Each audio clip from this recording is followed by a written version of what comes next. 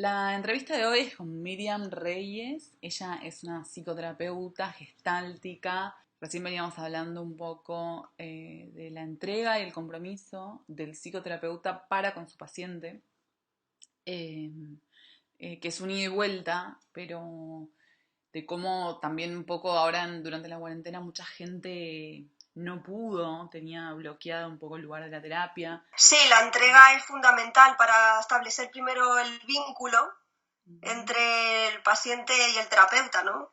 Digamos que se trabaja a partir de un vínculo de confianza, ¿no? Si no, la mayor parte de las heridas que tenemos parten de un vínculo, ¿no? Del vínculo de la infancia. Entonces, si no hay un buen vínculo entre paciente y terapeuta, es difícil, ¿no? Claro. Eh, Claro, bueno, por eso me contabas recién que estabas un poco desconcertada por algunos pacientes que de pronto se olvidan el horario o no pueden hacer un seguimiento, ser constantes, ¿no?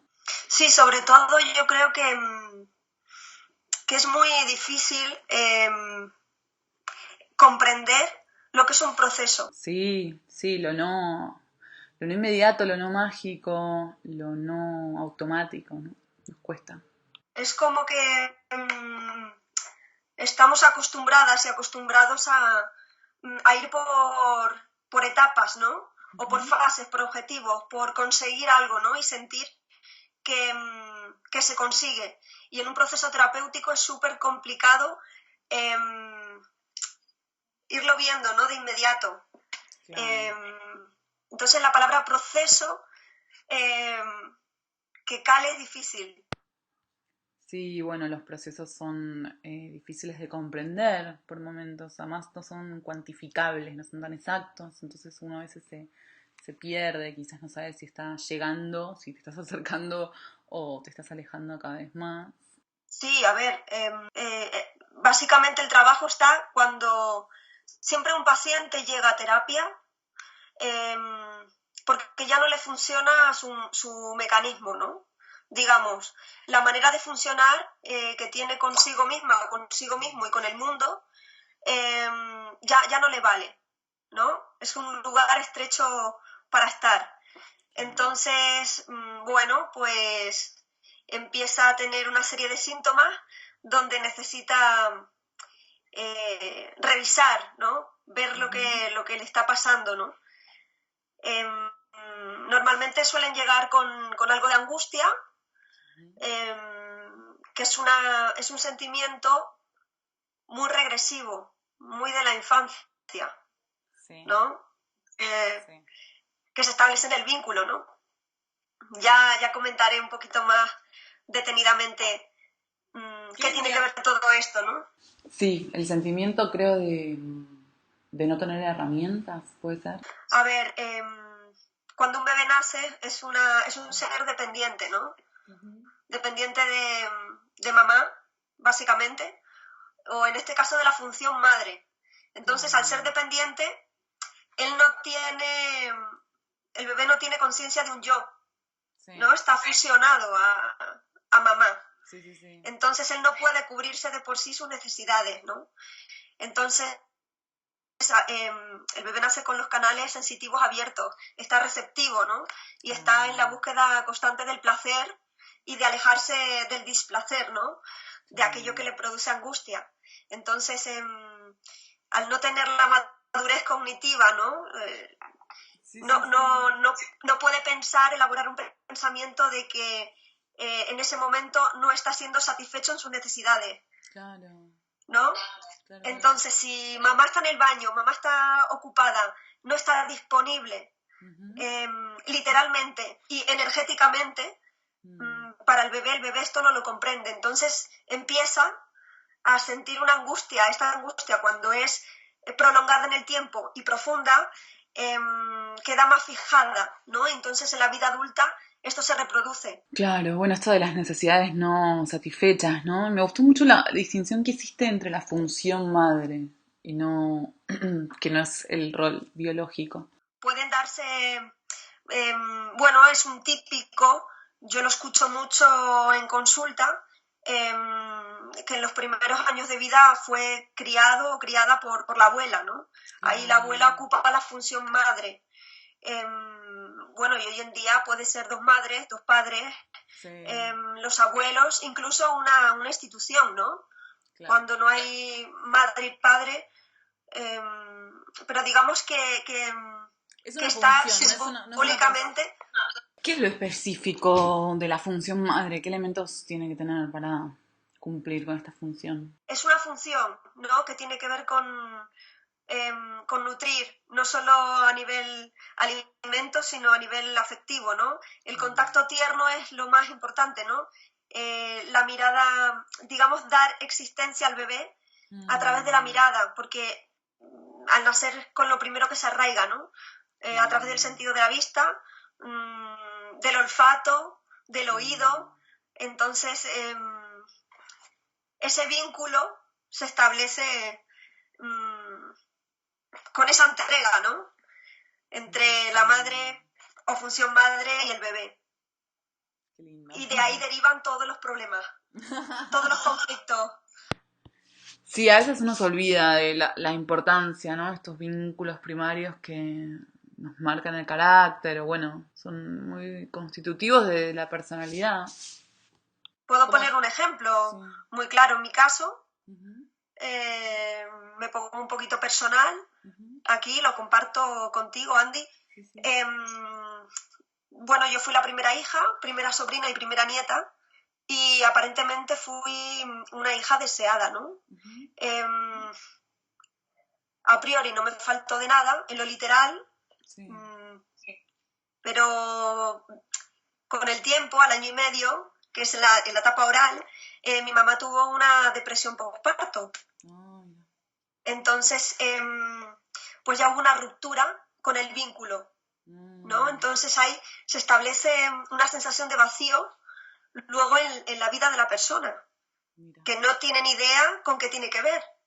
Y tiene que ver con una no disponibilidad de maternaje, ¿no?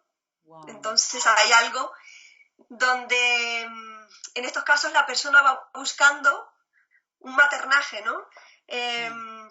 Va buscando agarrarse o depender de alguien que le dé seguridad, claro, ¿no? Porque eso no está cubierto, ¿no? Entonces es como lo que no está cubierto, lo que no está resuelto, lo inconcluso, a nivel profundo, siempre se va a reproducir en la vida de la persona, ¿no? Y todos estamos atravesados por la misma herida infantil, ¿no? Si no es por una cosa, es por otra, ¿no? Y eso hace que desarrollemos un determinado carácter. Y nacemos con ese temperamento, o sea, ¿cómo se va forjando el carácter? Bueno, nacemos con un temperamento, claro, con una fuerza de vida, ¿no? Y la manera de adaptarnos al medio, que es de sentirnos amados, ¿no? Que no nos falte alimento y techo, ¿no? Calorcito. Claro. Y sobre todo el reconocimiento, ¿no? Cuando alguien ve que mamá está mirando con buenos ojos, recurro todo el tiempo a la palabra mamá porque es lo que representa, ¿no? El calor y la acogida, ¿no? Es como que se busca esto como un mecanismo de supervivencia. Entonces, ahí viene, claro, la desconexión del propio ser para ir integrando lo que la persona, en este caso el bebé y el niño, siente que le gusta a mamá y que le gusta a papá. Es decir... Y que a veces hay que negociar porque no siempre lo que le gusta a tu mamá es lo mejor para vos, ¿no? O sea, o no... Claro. Fíjate, ¿no? Esto que se ve mucho, nace un bebé, un niño, y ya le tienen preparada la ropita de fútbol del equipo que le gusta al padre o a la madre, ¿no? Sin saber si le gusta el fútbol o si le gusta el ballet. Entonces, claro, es una cosa como de seguir a papá, ¿no? De serle fiel a papá. Claro. En lo profundo, seguir una lealtad, ¿no? Esto le gusta a papá, entonces lo tomo como mío. Y así es un ejemplo con lo más profundo también, ¿no? Con la forma de amar, con la forma de tener miedo, con la forma de relacionarse en el mundo, ¿no? Es como que la madre y el padre son los representantes de la vida. Entonces no hay otras personas como referencia. Mira, qué fuerte. Entonces hay una cosa de tomar a mamá y a papá, entre comillas, lo que está bien y lo que está mal. Como parámetro de valores, como parámetro de... Y todo a un nivel inconsciente y muy, muy ciego, ¿no? Luego entra la vida del adulto, de la adulta, donde todos esos introyectos que se ha tragado, sin poder separar, ahí también hay algo de dolor, ¿no? Claro. Porque no todo lo que nos tragamos nos ha servido, ¿no? Sí, hay que separar lo que sí, lo que nos ha nutrido y lo que no, ¿no? Como separar, ¿no? Claro. Sí, a veces es necesaria incluso una revisión, incluso para seguir adelante o para continuar, como hacer un poco un parate y analizar o repensar, permitirse tener ese momento de, ¿no?, introspección. Sí, ya no por una misma o por uno mismo, sino por el propio límite que pone la realidad, ¿no?, de la vida, ¿no? Siempre llega una situación, una circunstancia donde hay un límite, ya de afuera, ¿no?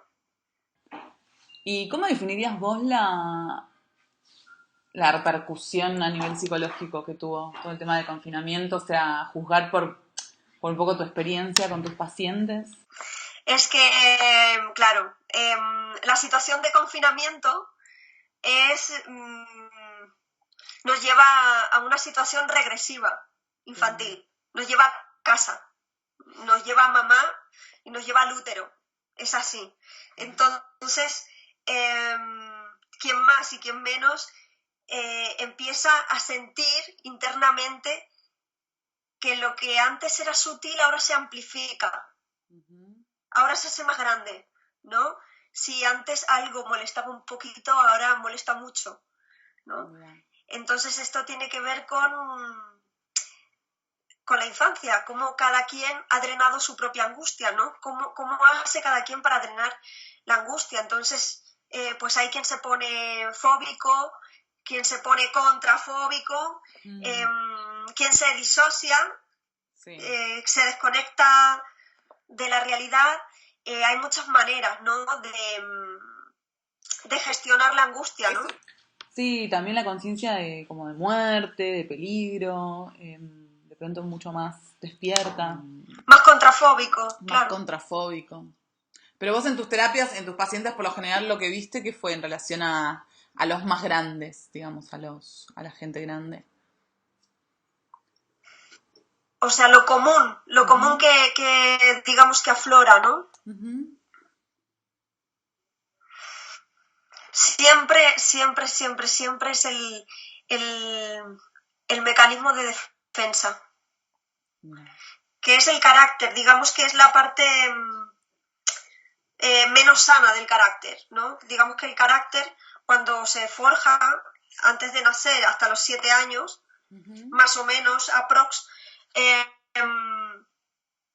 ese puente que hacemos entre el ser y el ambiente, que es el carácter, ahí es donde empezamos a establecer la estructura básica de carácter, cómo nos vamos a vincular con el mundo, ¿no? Que es el ego. Es el mecanismo de defensa para sobrevivir. Entonces, ante esta situación, bueno, y ante otras así más complicadas, aparece el mecanismo de defensa. Bueno, Miriam, gracias por la charla. Siempre es hermoso hablar con vos. Y bueno, muy, muy interesante todo lo que estuvimos comentando. Te mando un abrazo enorme. Y bueno, seguimos en otro momento. Abrazo enorme. Un placer enorme. Igual, un abrazo. Chao, bye bye. Chao, Andy.